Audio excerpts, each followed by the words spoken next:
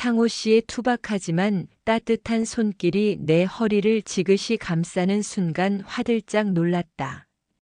누가 보면 어쩌려고 그래요? 이 나이에도 수줍어하는 모습이 코스모스처럼 어여쁘구려. 알만한 사람들은 다 알 텐데 우리가 부부라는 거 말이요.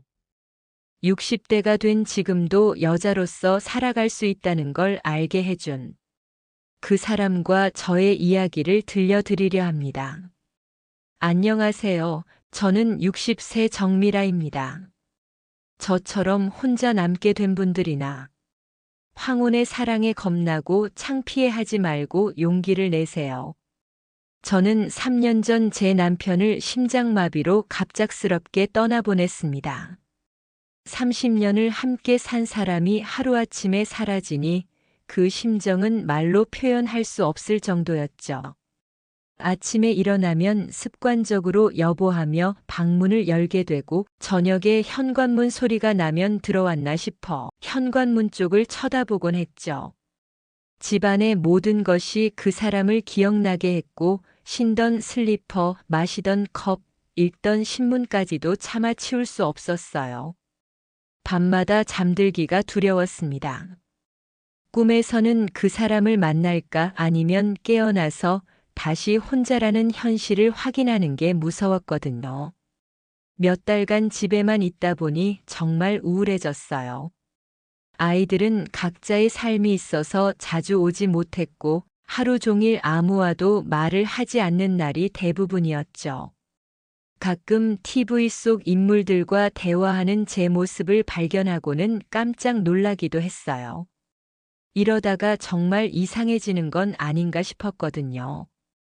그런데 현실이 저를 더 서글프게 만들더군요. 돈 앞에 장사 없다고 글쎄. 남편이 다니던 회사에서 나오는 유족연금만으로는 생활하기가 빠듯했어요. 자식들에게 손 벌리고 싶진 않고 그렇다고 57세의 나이에 마땅한 일자리를 찾는 것도 쉽지 않았죠. 그러다 아는 분의 소개로 아파트 청소 일을 시작하게 되었습니다. 새벽 4시부터 7시까지 27층짜리 아파트의 계단과 복도를 청소하는 일이었어요. 처음 며칠은 정말 생지옥이 따로 없을 만큼 힘에 부쳤습니다. 어깨며 허리며 무릎이며 어디 한 군데 성한 데 없이 손가락 마디마디까지 아리더군요. 특히 계단 청소가 힘들었어요. 1층부터 27층까지 올라가며 계단마다 걸레질을 하고 나면 숨이 차서 어지러울 정도였죠. 퇴근 후 집에 오면 진통제를 먹어야 잠들 수 있었어요. 하지만 이상하게도 집에서 혼자 우울하게 있는 것보다는 나았어요. 최소한 살아있다는 느낌. 무엇보다 새벽의 고요함 속에서 일하는 시간이 제 마음을 정화시켜주는 것 같았거든요. 월급은 한 달에 80만 원이었어요. 많지 않은 돈이지만 제 손으로 번다는 것 자체가 의미 있었어요. 그래도 현실적으로는 부족했죠.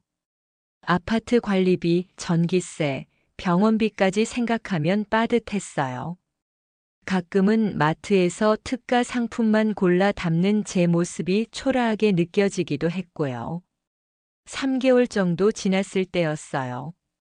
1월 어느 새벽 평소보다 유난히 추웠는데 15층쯤에서 갑자기 어지러워서 계단에 주저앉게 되었습니다. 식은땀이 나고 속이 메스꺼리더라고요. 알고 보니 과로와 스트레스, 그리고 불규칙한 식사 때문이었어요. 그때까지 새벽에 일하느라 제대로 된 아침을 거의 못 먹고 있었거든요. 그때 누군가 달려왔고 야간 순찰을 돌고 있던 윤성호 씨였습니다. 다부진 체격의 온화한 인상으로 평소에 인사 정도만 하고 지냈던 분이었어요. 괜찮으세요? 얼굴이 너무 창백하세요. 일단 경비실에서 좀 쉬세요. 그분이 저를 부축해서 경비실로 데려가 주셨어요. 에어컨 바람도 쐬게 해주시고 이온 음료도 주시고 정말 오랜만에 받아보는 누군가의 세심한 배려였어요. 그 작은 친절이 얼마나 고마웠는지 몰라요. 병원에 가보시는 게 좋겠어요. 요즘 부쩍 힘에 부치시는 것 같던데. 그제서야 누군가 제 일상을 지켜봐 주고 있었다는 걸 알았어요. 그동안 제가 얼마나 외로웠는지 그 순간 깨달았죠. 그때 처음으로 제대로 인사를 나눴죠. 윤성호라고 합니다. 여기서 야간 경비 일한 지 2년 정도 되었어요. 그동안 새벽마다 열심히 일하시는 모습 봤는데 정말 고생 많으시더라고요. 저는 정미라입니다. 청소 일 시작한 지 3개월째예요. 많이 부족하죠? 아니에요. 정말 깔끔하게 잘하세요. 다른 분들도 칭찬 많이 해요. 그 말이 얼마나 위로가 되었는지 몰라요. 그동안 누군가 제 일을 인정해 준 적이 언제였나 싶었거든요. 그 일이 있고 나서 성호 씨와 자연스럽게 대화를 나누게 되었어요. 처음에는 수고하세요. 조심히 들어가세요. 오늘 춥네요. 정도의 짧은 인사였는데 점점 길어졌죠. 성호 씨도 3년 전에 부인을 위암으로 잃으셨더라고요. 40년을 부부의 연으로 함께했고 투병 기간만 2년이었다고 그 시간이 얼마나 힘들었는지 담담하게 이야기해 주셨어요. 아내를 보내고 나서 한동안 정말 미칠 것 같았어요. 횡한 집에 혼자 남겨져 있다는 생각에. 그래서 야간 경비 일을 시작했고 낮에 집에 있으면 계속 생각이 나서 서로 비슷한 처지라는 걸 알고 나니까 더 마음이 통하는 것 같았어요. 상실의 아픔을 겪어보지 않은 사람들은 이해하기 어려운 그 깊은 외로움을 우리는 말하지 않아도 알 수 있었거든요. 어느 날부터 성호 씨가 경비실 작은 전기포트로 따뜻한 커피를 끓여서 주기 시작했어요. 인스턴트 커피였지만 새벽의 찬 공기 속에서 마시는 그 커피는 정말 꿀맛이었어요. 청소하다가 힘들면 경비실에서 잠깐 쉬어가요. 어차피 밤에는 일도 별로 없고 혼자 있으면 심심하거든요. 처음에는 그냥 친절한 거라고 생각했는데 점점 제 마음도 이상해지더라고요. 새벽에 그분을 만나는 게 하루 중 가장 기다려지는 시간이 되었고, 18 소녀가 된 듯 가슴이 두근거리다 못해 요동을 치고, 피곤한 몸을 이끌고 자려 누우면 지금 옆자리에 같이 누워 있다면 어떨까 이런저런 생각에 잠을 설치기도 했었죠. 그런데 동시에 죄책감도 몰려왔습니다. 아직 남편 3주기도 안 지났는데, 이런 감정을 느끼는 제 자신이 너무 부끄럽고 가증스럽단 생각에 사별한 남편과 자식들에게 미안하더군요. 하지만 57년 인생을 살아오면서 이런 설렘을 느껴본 게 언제였나 싶었어요. 나이가 들면 이런 감정도 사라지는 줄 알았는데 그게 아니더라고요. 성호 씨는 정말 따뜻한 분이었어요. 제가 감기 기운이 있다고 하면 생강차를 끓여주고 비가 오는 날에는 우산을 챙겨주고 그런 세심한 배려들이 제 마음을 흔들었어요. 미라 씨, 요즘 표정이 많이 밝아지셨어요. 처음 봤을 때는 정말 힘들어 보이셨는데, 그런 말씀을 해주실 때면 괜히 기분이 좋아지면서도 한편으로는 불안했어요. 혹시 내 마음을 알아채신 건 아닌가 하고 말이에요. 당연히 아파트 주민들 사이에서 이야기가 나오기 시작했어요. 청소부 아줌마랑 경비원 아저씨 뭔가 있나 봐. 맨날 경비실에서 수다 떨고 있더라. 다 늙어서 볼썽사납게 뭐 하는 거야 정말. 일이나 잘하지. 승강기에서, 복도에서, 아파트 입구에서 우연히 들은 이런 말들에 마음 아프더군요. 나이 들면 감정도 없고 연애도 못하는 건지.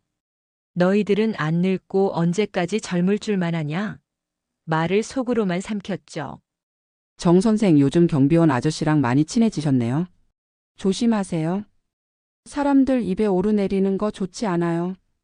나를 걱정해서 하는 말이라는 건 알았지만 그래도 상처가 되더라고요. 내 나이에 무슨 시선들이 너무 부담스러웠어요. 그래서 며칠간 성호 씨를 의도적으로 피했어요.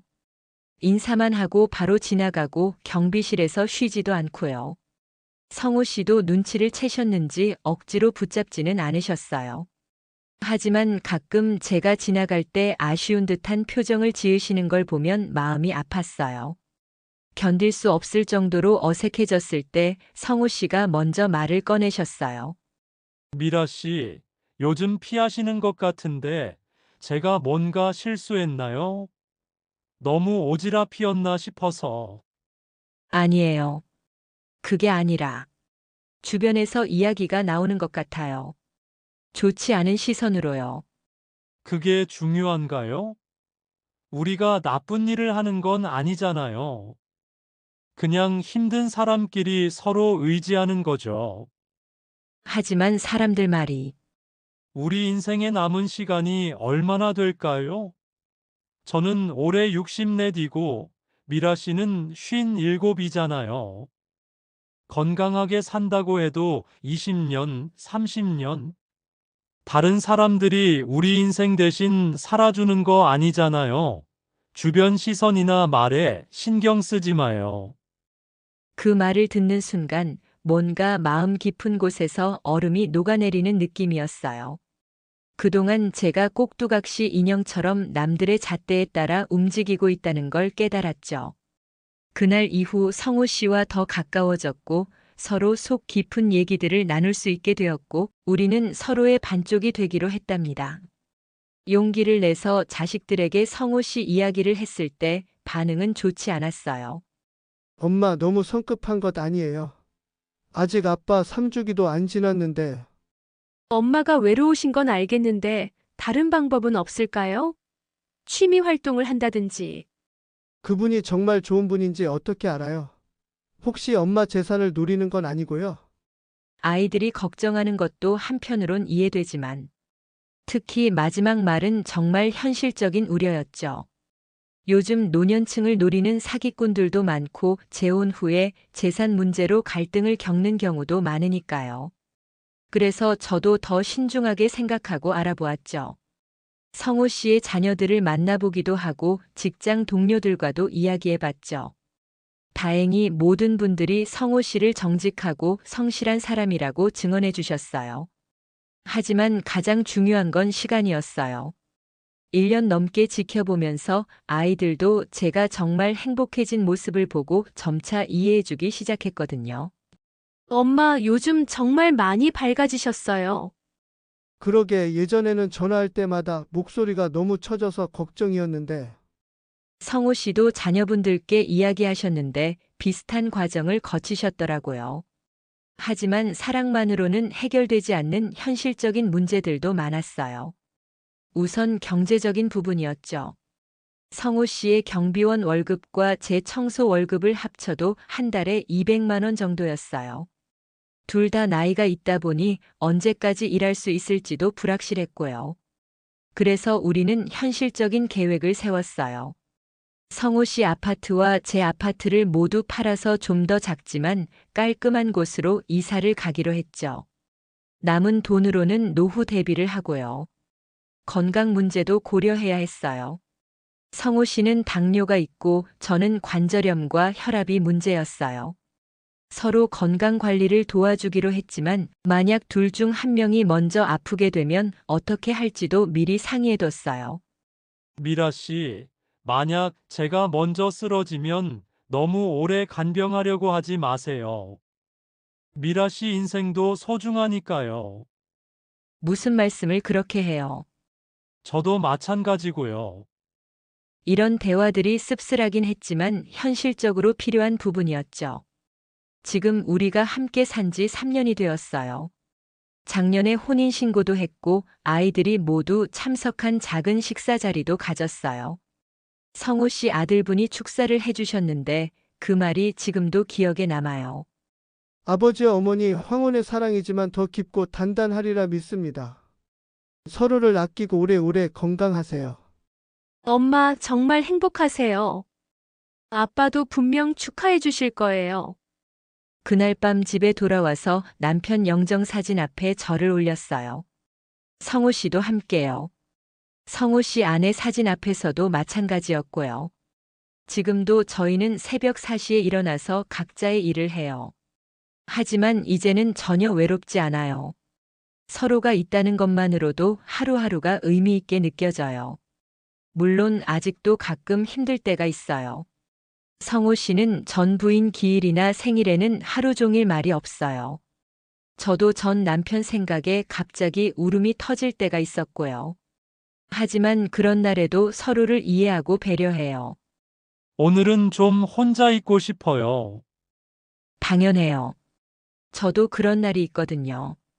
이런 식으로 서로의 아픔을 인정하고 존중하면서 지내고 있어요. 젊은 부부들처럼 매일 달달한 건 아니지만 서로를 진심으로 아끼고 의지하는 깊은 애정이 있어요. 제일 기억에 남는 건 작년 봄에 성호 씨가 사온 화분이에요.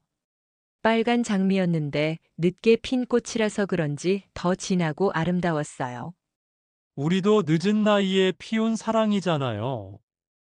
이 꽃처럼 늦게 피었지만 그래서 더 아름다울 거예요. 정말 그 말이 맞더라고요. 젊을 때의 뜨거운 사랑과는 다르지만 오랜 시간 끓여야 하는 사골처럼 깊고 진득한 맛이 있죠. 조급하지 않고 서로를 있는 그대로 받아들이는 여유로운 사랑이죠. 노랫말처럼 사랑엔 국경도 나이도 상관없듯이 젊으니 늙으니 사람이 다를까요? 오히려 인생의 쓴맛 단맛을 다 겪어본 사람들끼리의 사랑이라서 그런지 더 애잔하고 진한 것 같아요. 서로를 바꾸려 하지도 않고 완벽하기를 바라지도 않아요. 그냥 함께 있어주는 것만으로도 충분하다고 느끼죠. 하지만 여전히 주변에 편견은 있어요. 특히 여성에 대한 시선이 더 차갑죠. 저 나이에 무슨 부귀영화 누리겠다고 결혼을 하냐? 요즘 할머니들 정말. 이런 말들을 들을 때마다 화가 나지만 이제는 흘려들어요. 그 사람들은 진짜 사랑이 뭔지, 외로움이 얼마나 견디기 힘든 건지 모르는 거니까요. 오히려 비슷한 처지의 분들이 저희를 보고 용기를 얻었다는 말씀을 해주실 때가 더 기뻐요. 정 선생 보니까 나도 용기가 나요. 혼자 사는 게 이렇게 외로운 줄 몰랐는데 정 선생처럼 인연을 만날 수 있을까요? 이런 말씀들을 들으면 제가 올바른 선택을 했다는 확신이 들어요. 우리는 건강한 관계를 유지하기 위해 나름의 원칙들을 정했어요. 첫째, 돌아가신 배우자들에 대한 기억과 추모는 자연스럽게 받아들이기로 했어요. 질투하거나 비교하지 않고 오히려 그분들 덕분에 지금의 우리가 있다고 생각하기로 했죠. 둘째, 각자의 자녀들과의 관계도 소중히 하기로 했어요. 무리하게 한 가족이 되려고 하지 않고 서로를 존중하는 선에서 지내기로 했어요. 셋째, 경제적으로는 투명하게 관리하기로 했어요. 각자의 재산은 각자의 자녀들에게 상속하고 공통으로 드는 생활비만 함께 부담하기로 했죠. 넷째, 건강 문제에 대해서도 현실적으로 접근하기로 했어요. 서로 간병할 수 있는 범위 내에서만 하고 그 이상은 전문기관의 도움을 받기로 했어요. 이런 원칙들 때문에 더 편안하고 안정적인 관계를 유지할 수 있는 것 같아요. 지금 저는 60세이고 성호 씨는 67세예요. 건강상 큰 문제는 없지만 언제까지 지금처럼 일할 수 있을지는 모르겠어요. 하지만 걱정되지 않아요. 지금 내 곁에 시원하게 등 긁어줄 사람이 함께 있다는 것만으로도 든든하거든요. 요즘은 새로운 꿈도 생겼어요. 성호 씨와 함께 작은 카페를 해보고 싶다고 하셨거든요. 물론 큰 사업은 아니고 동네 어르신들이 와서 차 한잔 마시며 담소를 나눌 수 있는 그런 소박한 공간 말이에요. 아직은 꿈일 뿐이지만 함께 꿈을 꾼다는 것 자체가 행복해요. 제가 이 이야기를 쓰는 가장 큰 이유는 노년의 사람들이 사랑이나 재혼에 대한 편견을 조금이라도 없애고 싶어서예요. 특히 여성들은 더 힘들잖아요. 사회적으로도 자식들로부터도 그리고 본인 스스로도 더 많은 제약을 느끼게 되니까요. 만약 저처럼 배우자를 잃고 혼자 계신 분들이 이 글을 읽으신다면 꼭 기억하셨으면 좋겠어요. 나이는 정말 숫자일 뿐이고 진짜 중요한 건 마음이라는 걸요. 물론 쉽지 않을 거예요. 저도 정말 많이 고민했고 죄책감에 밤잠을 설쳤거든요. 주변의 차가운 시선도 견뎌야 했고 아이들을 설득하는 것도 시간이 많이 걸렸어요. 그리고 현실적인 문제들도 무시할 수 없어요. 경제적인 부분, 건강 문제, 자녀들과의 관계, 상속 문제 등등. 젊은 시절의 결혼과는 다른 복잡한 요소들이 많죠. 하지만 그 모든 어려움을 감수하고 서라도 선택할 가치가 있었어요. 결국 선택한 건 제 행복이었고 지금 정말 행복하거든요. 제 이야기가 누군가에게는 용기가 되고 누군가에게는 위로가 되었으면 좋겠어요. 나이 들어서 하는 사랑이 부끄러운 게 아니에요. 서로의 상처를 이해하고 남은 시간을 소중히 여기며 현실적이면서도 따뜻한 그런 사랑 말이에요. 물론 모든 분들이 저처럼 좋은 만남을 가질 수는 없을지도 모릅니다. 하지만 최소한 그런 가능성에 마음을 열어두시길 바래요. 혹시 모르잖아요. 어디선가 여러분을 기다리고 있는 좋은 분이 계실지. 늦었지만 그래서 더 소중한 이 감정을 누군가와 나눌 수 있어서 정말 행복합니다. 저와 비슷한 상황에 계신 분들께 작은 용기가 되었으면 좋겠어요. 그리고 무엇보다 여러분 자신을 사랑하세요. 나이가 들어도 혼자가 되어도 여러분은 여전히 사랑하고 사랑받을 자격이 있으니까요. 용기를 내보세요.